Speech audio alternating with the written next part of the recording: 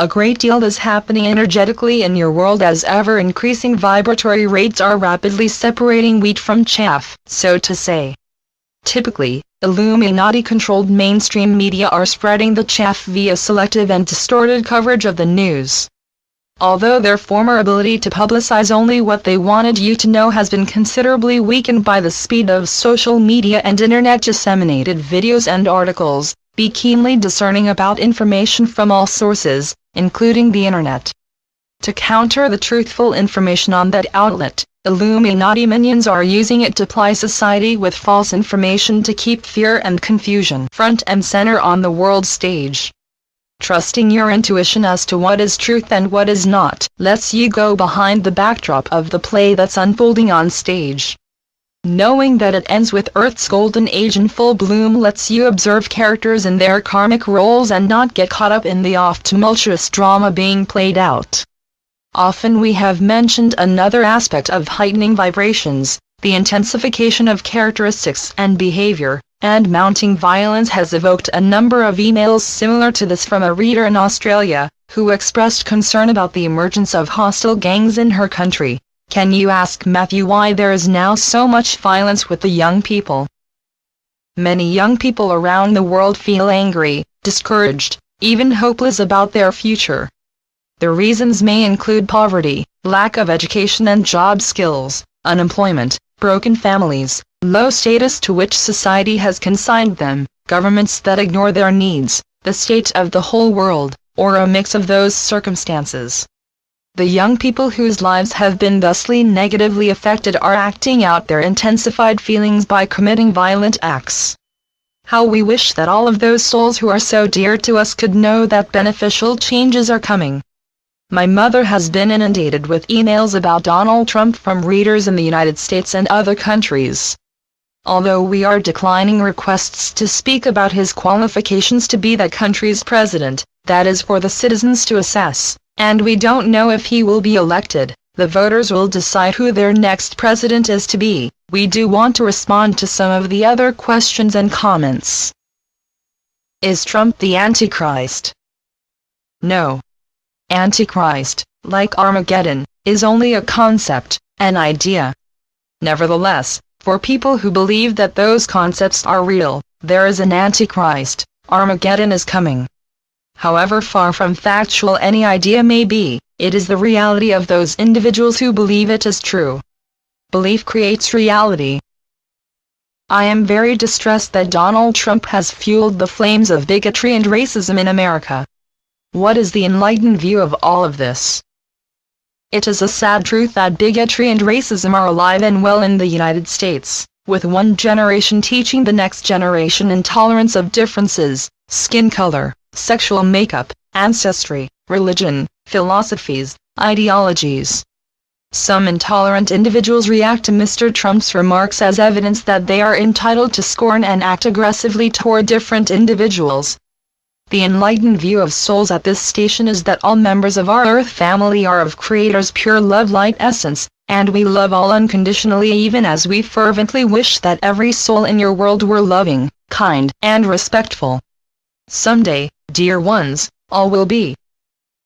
Do you think Donald Trump is responsible for his supporters' aggressive behavior at rallies? Every person is responsible for his or her behavior. No one's remarks can motivate an individual to act in a manner that goes against the individual's values, principles, and self-respect. The violence at Donald Trump's big rallies is not my image of your country's democratic political system. What is going on? Many citizens are angry about conditions that they are blaming on the government, and they want the changes Mr. Trump is promising. The energy of anger precludes clear thought and sound judgment, so his supporters don't question how he will do what he says he will. They want their anger to be given a public forum, and he is providing that. The large number of his staunch supporters at the rallies emboldens those who choose to regard his aggressive type rhetoric as their right to behave in that way toward individuals who express disagreement with him. Our responses to the two previous questions also apply here. Citizens of all countries who feel that their governments are ignoring them want to be heard, and a collective voice that long has been ignored sometimes leads to a citizenry in violent revolt. As vibrations continue rising, resorting to violence to obtain justness and fairness will end incrementally. To countries now in foment, stability and calm will come with honest leaders who listen and heed. Homelessness and impoverishment will ease, and eventually there will be homes and financial sufficiency for everyone in your world.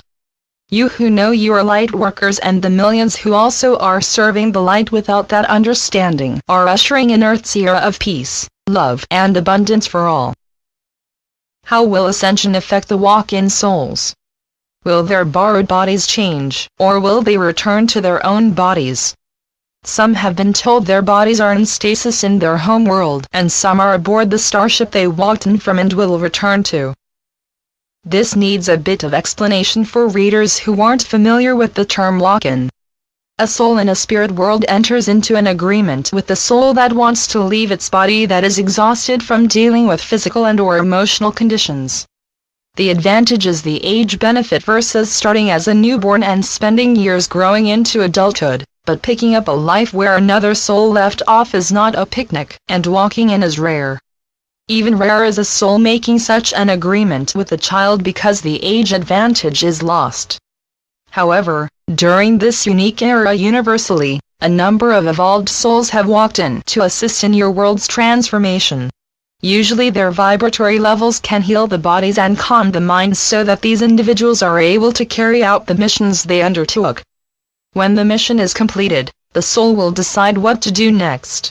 Continue living on Earth until physical death, then enter nirvana for a full spirit lifetime, vacation in that beauteous spirit world while planning the next lifetime, or return directly to its original homeland or a starship, if that is where it had been living prior to entering the Earth body.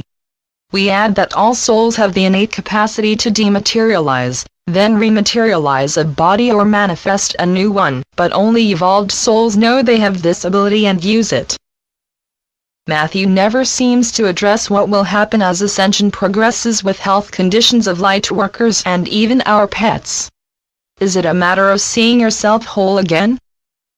We thank this reader who reminded us that it is time to revisit and add to what we have said previously about health, but first we say that visualization is a powerful tool indeed, but everyone seeing themselves as whole again is not enough to make it so. We hasten to add that never is a perfect body a requirement for personal ascension. However, reaction to a compromised health status does influence the ascension process. Let us say that a person with a chronic illness chose that experience to learn compassion and patience, which in another lifetime the person lacked with people who were ill or had limited mobility or mental acumen. If the lesson chosen is a lesson learned, there is advancement in conscious and spiritual awareness, the goal of every soul in every lifetime. Conversely, if the person is consumed by self-pity, continuously complains and is demanding of attention, the lesson has to be repeated in another lifetime. As a reminder, what you call reincarnation is not the return of a person who lived previously, but rather a new soul whose personage is designed for the physical lifetime chosen by the cumulative soul. This is explained in the February 3, 2014 message. Thank you, Mother, for adding that note. Now then, bodies becoming whole, all diseases cured, missing limbs regrown, healthy new teeth, bones, joints, and organs replacing artificial substitutes or mechanical support, will happen individually as a process, not an instantaneous feat. Along with one's pace of absorbing the light that transforms carbon-based cellular structure into crystalline, and belief that those physical transformations are a reality, soul contract choices apply. It is likely that elderly persons who have any of the aforementioned conditions chose them along with transitioning to spirit life before radiant health and complete natural bodies are commonplace in your world. Soul contract provisions apply equally to youngsters. They may have chosen illness and transition at a young age, or to experience the illness or disability and later were healed. As stated in prior messages, pre-birth agreements give opportunities for spiritual growth to all souls sharing the lifetime, and individual contracts are designed accordingly. The health of lightworkers depends upon the degree to which cellular structure has become sufficiently crystalline to protect immune systems from the toxins in air, soil, and water, and chemically laden foods and medications that make bodies susceptible to mental, emotional, and physical disorders. However, the root cause of all disease is stress. Stress throws body systems out of balance and attacks the most vulnerable parts, and reducing stress can help to improve health and uplift spirits. Especially important is the self-restoration that solitude offers. A world at peace begins with individuals attaining peace within, and the high vibrations of love, forgiveness, compassion, and respect for others begins with the same for self. Honoring self also is recognizing and feeling grateful for the goodness in your life and not giving energy to rage, resentment, jealousy, pettiness, or apprehension about what-ifs. Recreation is important. Perhaps read, listen to your favorite music, write, do jigsaw or crossword puzzles, needlework, sculpting, or any other form of artistic expression, and for more active, outdoor recreation, perhaps jogging, biking, hiking, skating, skiing, or swimming. If you can't avoid encounters that experience tells you may be unpleasant, go into them calmly, confidently, and be amenable to seeing others' perspectives. That doesn't mean foregoing your ideas or principles, but rather presenting a demeanor that can evoke a reasonable discussion instead of a stubborn standoff. Set priorities so that at a day's end, you have the fulfilling feeling of accomplishment. When a day turns out to be a downer, think how you can do things differently to achieve more satisfying results the next time, and go to bed with your mind at peace. It is important to get sufficient sleep, eat nutritional foods, drink a lot of water, exercise body and mind, and spend time with nature. Whenever you can, walk in a park or forest, or along a mountain trail, walk barefooted on the sandy beach or grass, put your hands in the soil when you plant flowers and vegetables.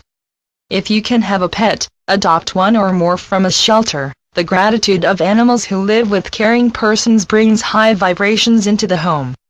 Meditation, deep breathing, yoga, aromatherapy, and massage also are excellent means of reducing stress. Volunteering in community activities such as hospice, animal shelters, school programs, and aid to the homeless uplifts your life as you uplift the lives of others. Smiles and laughter lighten not only your heart, but the hearts of persons with you. Visit friends, go to art galleries, museums, movies, sporting events. In short, take time to do whatever imparts a sense of worthiness, is relaxing, enjoyable, and a respite from daily responsibilities. You have the saying, dance as if no one is watching. Yes, our suggestions are not much different from your healthcare professionals, but let them be helpful reminders to love self, take care of self. And, remember that God's emissaries always are with you. Ask for help and it shall be lovingly given. It may not be what you asked for, but it will be what you need. Your pets are multidimensional souls just as people are. Most of humankind don't know this about themselves, much less about animals. Animals do know, and they know there is no such thing as death. They remember their visits in nirvana during sleep state and how young, healthy, and active they are there. If your pets could tell you what they want, it would be to go there and stay rather than enduring pain and debilitation.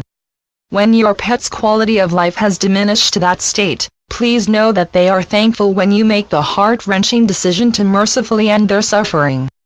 When your time to transition comes, the energy of the love bond between you and your pets will reunite you. We honor you, our beloved brothers and sisters, and with unconditional love we accompany you all along your earth journey. Love and peace.